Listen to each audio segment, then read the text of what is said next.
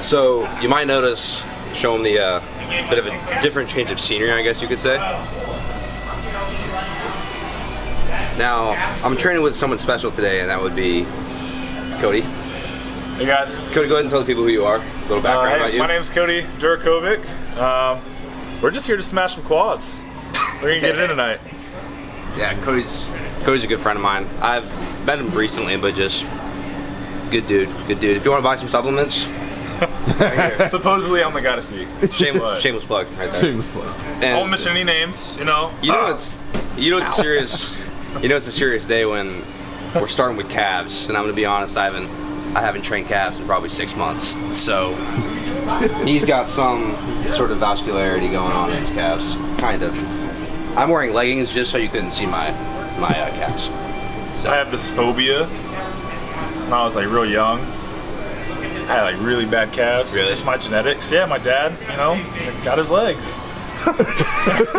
And basically, man, I just felt like I was walking on stilts my whole life, and I was like, when I grew up, I don't want to walk on stilts anymore. Yeah. So I started training calves. So you're set, dude. That's all you need. You either got calves or you just wear some pants over them. So let's get started.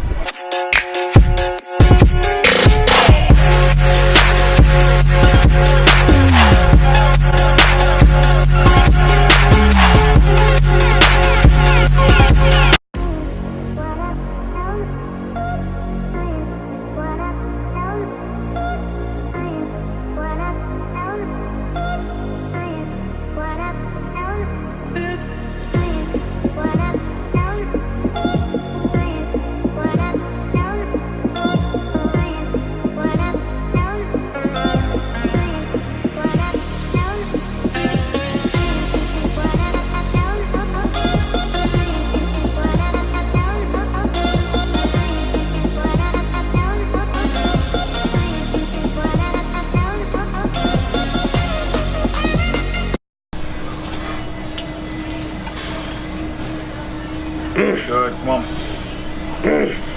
Straighten those feet up. So as you can see, as I was struggling with that last set, that's what happens when you don't train calves for 6 months straight. I would say that I try and get my calves, I make the excuses that I do deadlifts barefoot, so I'm like, oh, that's my calf exercises. So, don't make the excuses, do your calves.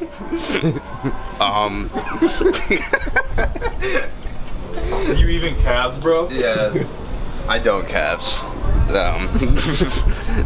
So do your calves, yes. Run it back. I want to ask Cody, Run it back. Run it back. because Run it back.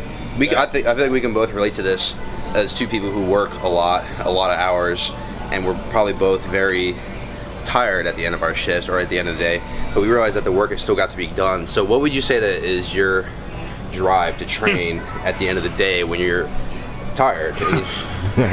Oh man, by the end of the day, I mean, usually it's been a long day. Yeah. Start my mornings pretty early, as do you.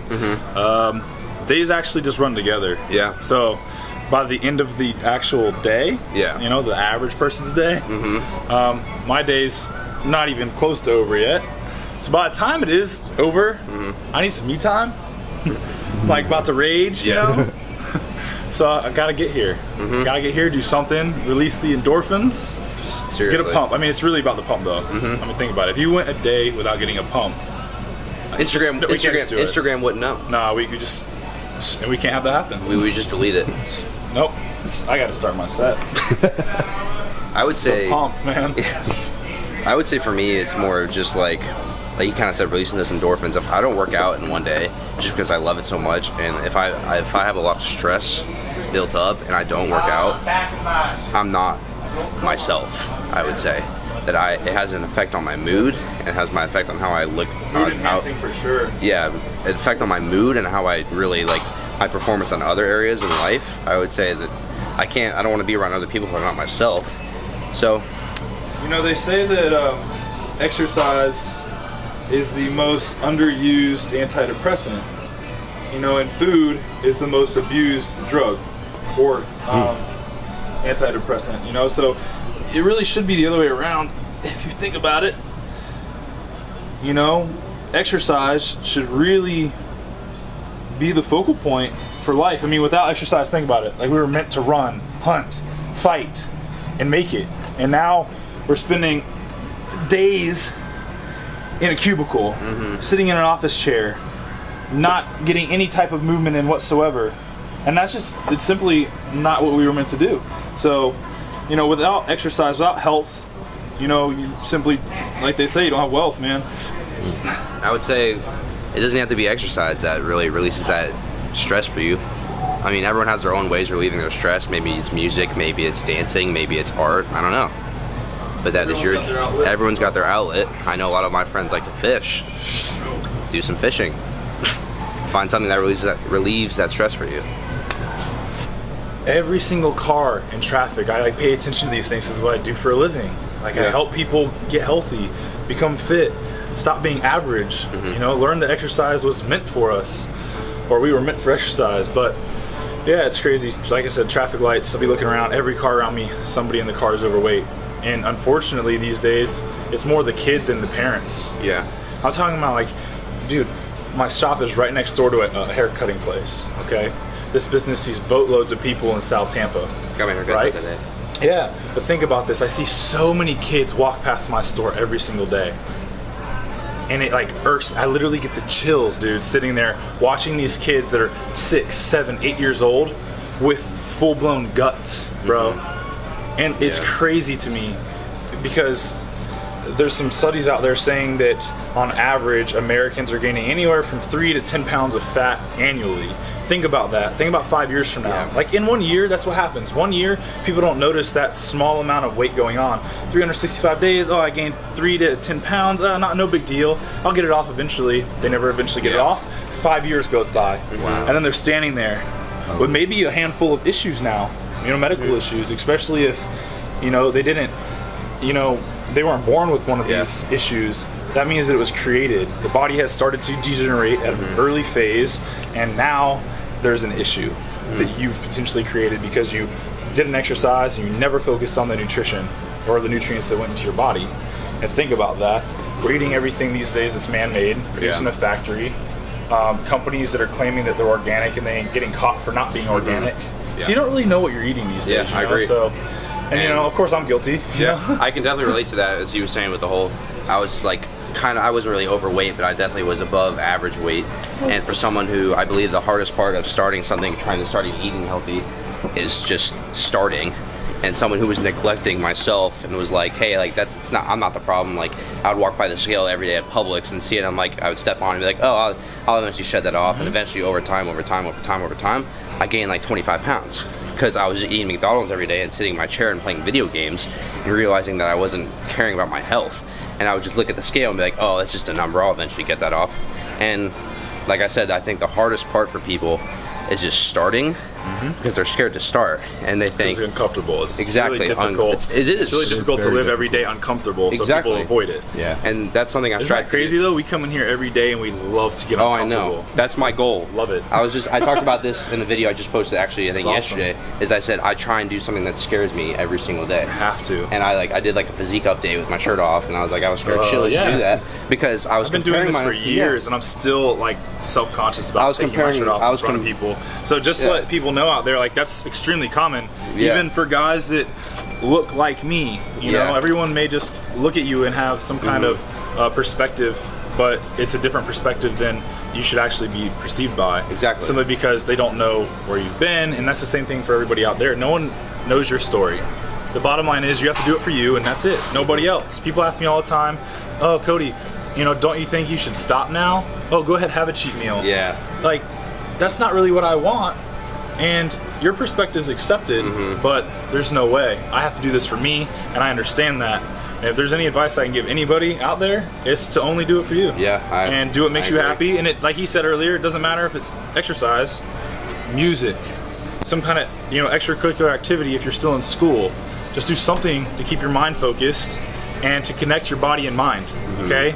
They're two tools that work in conjunction to form one body, one mind, one spirit. Exactly. So we really got to focus on that.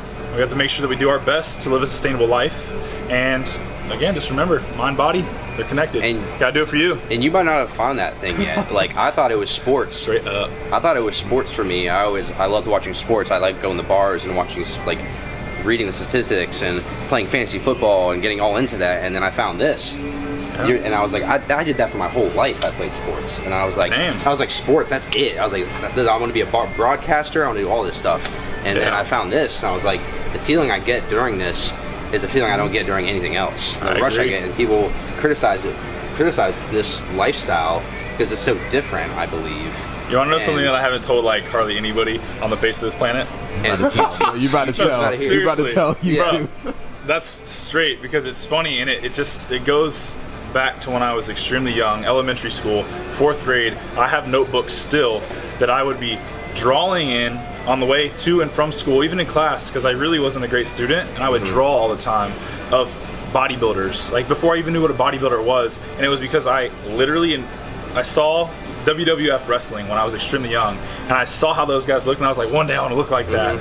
Even though my perspective now has changed completely, you know, and I just want to be healthy, and actually how I look is important, but not as important as my health.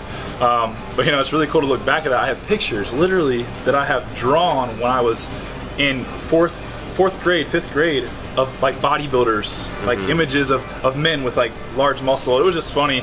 I thought about this just a few weeks ago, and I was like, you know, like I can't believe that. Yeah. And isn't that crazy? They used to call me Muscle Man. I'm not even kidding. They used to call me Muscle Man on my school bus in elementary school because I was known for that.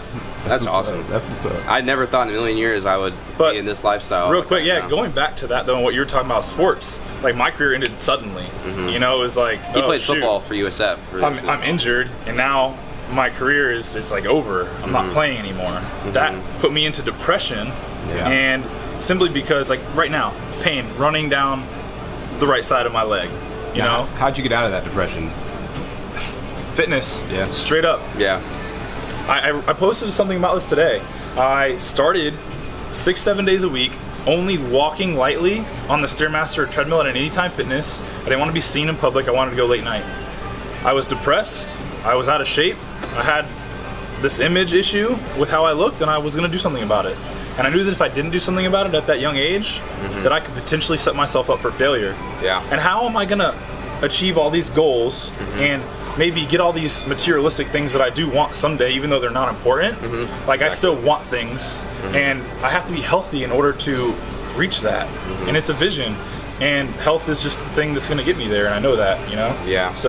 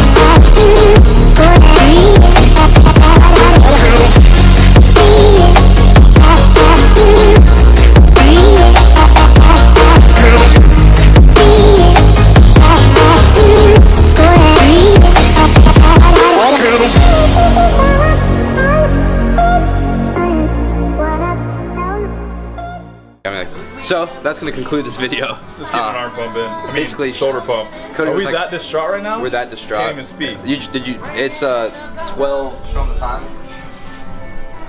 What time did you wake up and go to work today? I was we worked last night from 7 to 7. Okay. So I woke up at like 11, and I've been up ever since. So. Well, I'm just be honest. I had a chiropractor appointment this morning. I was supposed to be there at 7. I set my alarm for 6 o'clock, woke up at 6. There was no way I was getting up and getting dressed at 6. So for like once I actually hit the snooze button for like 3 times. I was a little late to my chiropractor appointment, but I initially woke up at 6. So then I just like tossed and turned and laid there and relaxed. Because it's like a buddy of mine, and I'm sorry, Matt, but like he told me as long as I get there before 8 a.m., I'm good. So he gave me some segue. It's always good to train with like-minded individuals who are very driven and have the same passion as you. So hopefully we can do this more in the future. Oh yeah, bro. So maybe once a week. Yeah, once a week, every Friday night. I'm about it. I don't work Friday nights. That way they can see variety. They can see what you do, what I do, and then we can throw it together. And we can throw some arms in there. We'll do a workout where I let you just lead. Yeah. I won't even talk. Yeah. So, that being said, it's going to conclude this video. Please give it a thumbs up and subscribe. Check out NutriShop. Thumbs.